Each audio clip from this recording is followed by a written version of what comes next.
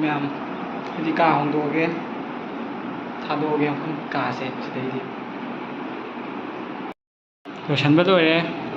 ꯍꯣꯡꯗꯣꯛꯑꯒꯦ ꯁꯤꯗꯩꯗꯤ ꯊꯥꯗꯣꯛꯑꯅꯤ ꯅꯨꯡꯉꯥꯏꯇꯦ ꯃꯐꯝꯁꯦ ꯂꯣꯏꯁꯟꯕꯗꯤ ꯂꯣꯏ ꯂꯣꯏꯔꯦ ꯃꯌꯥꯝ ꯍꯣꯡꯗꯣꯛꯑꯒꯦ ꯁꯤꯗꯩꯗꯤ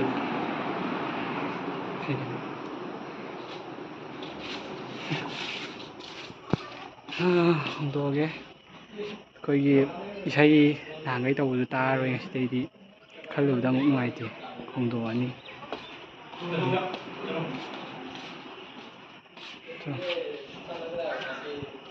ꯉꯁꯤꯗꯩꯗꯤ ꯃꯅꯤꯁꯀꯁꯨ ꯊꯦꯡꯅꯔꯔꯣꯏ ꯃꯇꯝ ꯈꯔꯗꯤ ꯃꯌꯥꯝ ꯉꯁꯤ ꯉꯥꯏꯍꯥꯛ ꯂꯩꯔꯒ ꯂꯣꯏꯁꯟꯕ ꯂꯣꯏꯔꯒ ꯑꯃꯨꯛ ꯂꯥꯛꯑꯒꯦ ꯃꯌꯥꯝ ꯊꯣꯛꯂꯛꯑꯒ ꯍꯣꯡꯉꯦ ꯊꯣꯛꯂꯛꯑꯦ ꯄꯣꯠ ꯆꯩ ꯄꯨꯔꯒ ꯃꯤꯁ ꯇꯧꯔꯅꯤ ꯃꯐꯝꯁꯦ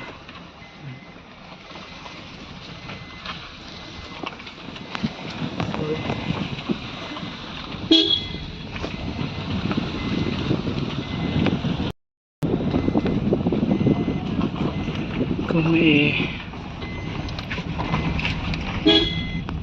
ꯅꯪ ꯒꯥꯔꯤꯁꯦ ꯅꯨꯡꯉꯥꯏꯕꯣ ꯅꯨꯡꯉꯥꯏ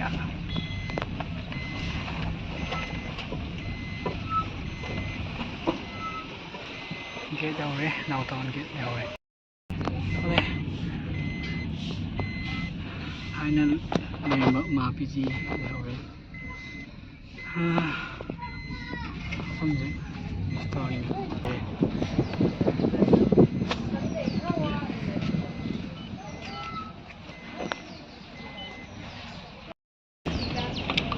ꯀꯨꯝꯊꯔꯛꯑꯦ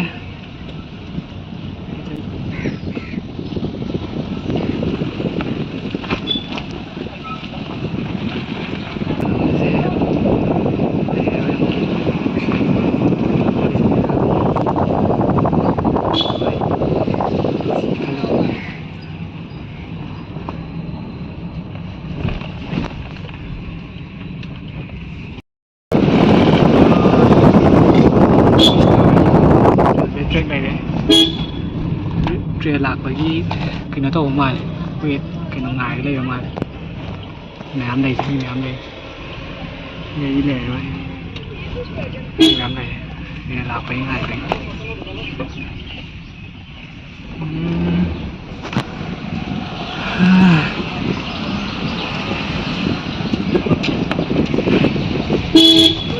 ꯇ꯭ꯔꯦꯟ ꯂꯥꯛꯄꯒꯤ ꯃꯌꯥꯝ ꯉꯥꯏꯅꯔ ꯂꯩ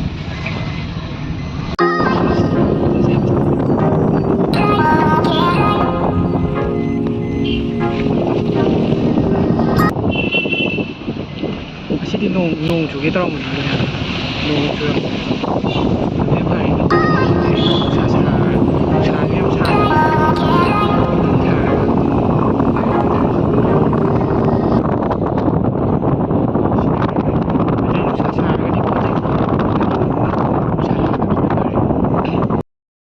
ꯋꯦꯗꯔꯁꯤ ꯑꯗꯨꯝ ꯅꯨꯡꯉꯥꯏꯃꯦ ꯋꯦꯗꯔꯁꯦ ꯅꯣꯡ ꯆꯨꯗꯕꯁꯤ ꯐꯩ ꯑꯗꯨꯅ ꯍꯣꯔꯦꯟ ꯄꯣꯠ ꯆꯩ ꯍꯣꯟꯕꯗꯁꯨ ꯅꯨꯡꯉꯥꯏꯔꯅꯤ ꯏꯁꯩ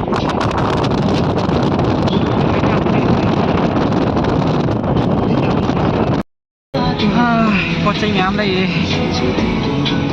ꯄꯣꯠ ꯆꯩ ꯃꯌꯥꯝ ꯊꯥꯡꯖꯟꯕꯅꯤ ꯍꯨꯃꯥꯡꯁꯨ ꯁꯧꯋꯦ ꯅꯣꯡ ꯇꯥꯔꯁꯨ ꯅꯣꯡ ꯃꯪꯉꯁꯨ ꯑꯗꯨꯝ ꯁꯧꯋꯤ ꯍꯨꯃꯥꯡꯁꯦ ꯍꯌꯦꯡꯒꯤ ꯌꯧꯔꯒ ꯑꯃꯨꯛ ꯂꯥꯛꯑꯒꯦ ꯍꯌꯦꯡꯒꯤ ꯌꯧꯁꯜꯂꯛꯑꯦ ꯑꯩꯈꯣꯏꯅ ꯕꯖꯥꯔ ꯍꯦꯛ ꯆꯠꯄꯗꯣ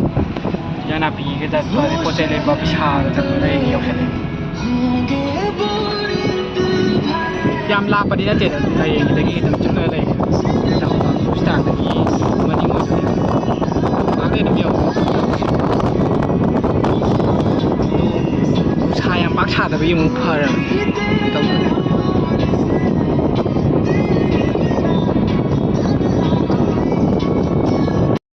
ꯌꯧꯔꯦ ꯃꯌꯥꯝ ꯀꯩꯅꯣ ꯄꯣꯠ ꯆꯩ ꯑꯩꯈꯣꯏ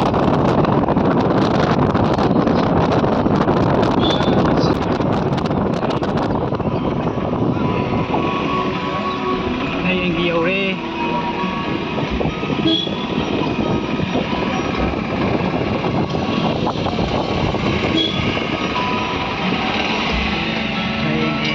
ꯍꯌꯦꯡꯒꯤ ꯄꯤꯛꯆꯔ ꯃꯌꯥꯝ ꯐꯪꯉꯦ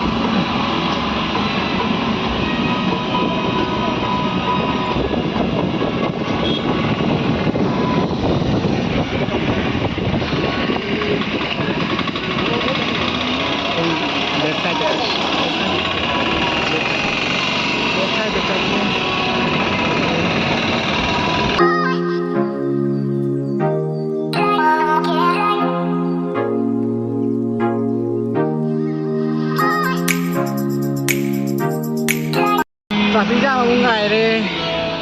ꯁꯥꯏ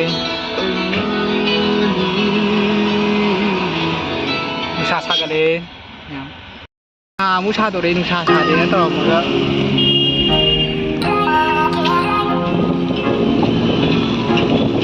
ꯁꯤꯛꯁ ꯃꯥꯏꯜ ꯌꯧꯗꯣꯔꯦꯅꯦ ꯇ꯭ꯔꯥꯐꯤꯛ ꯖꯥꯝ ꯂꯩ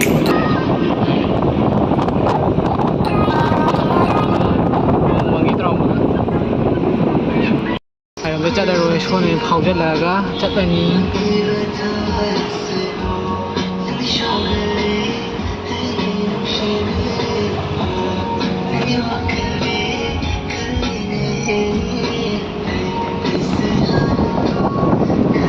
여우도래 그냥 네 여우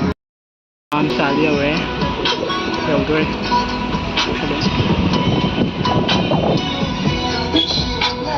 차도 약한데 잘 놓으면 못 들어가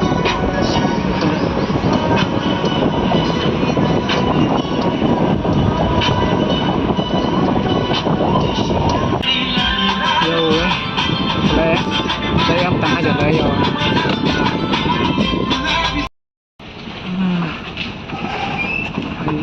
nhiều rồi chỉ ta thâu đi ta cho cái này ta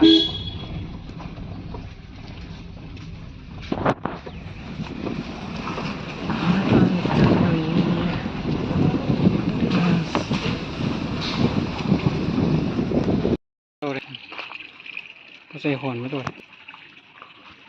đi đây này thằng gì cả thằng gì ở đây sao ní con cái đồ mấy cổ chị cả trong một mấy cái sự kiện số đậu đây nó thấy thẳng lại đây tôi đấy không bảo tôi thẳng nữa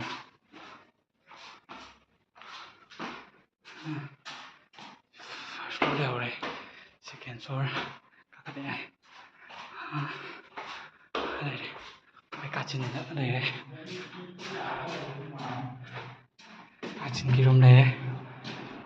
có gì không nhận bắt đầu đây Hồng Park rồi đây Hồng Park thế này rồi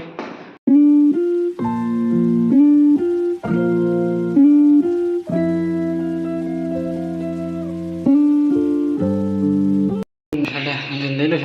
chân đấy phải nó ngoài học bột thai rồi đấy vì đang tải đây này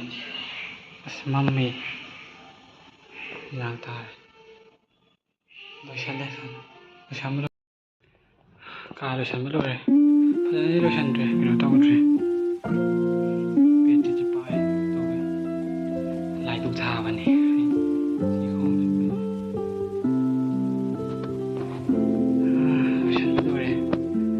là không lùi hẳn lại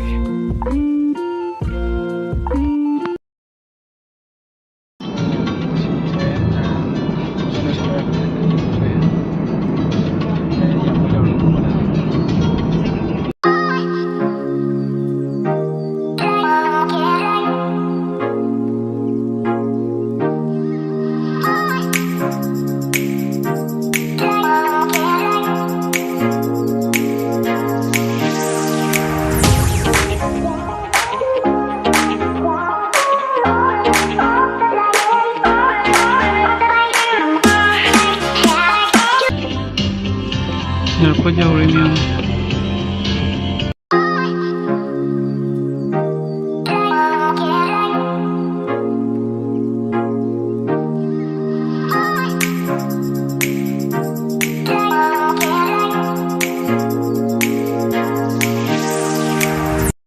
Manipur yauре ngasi di matang sade loisalage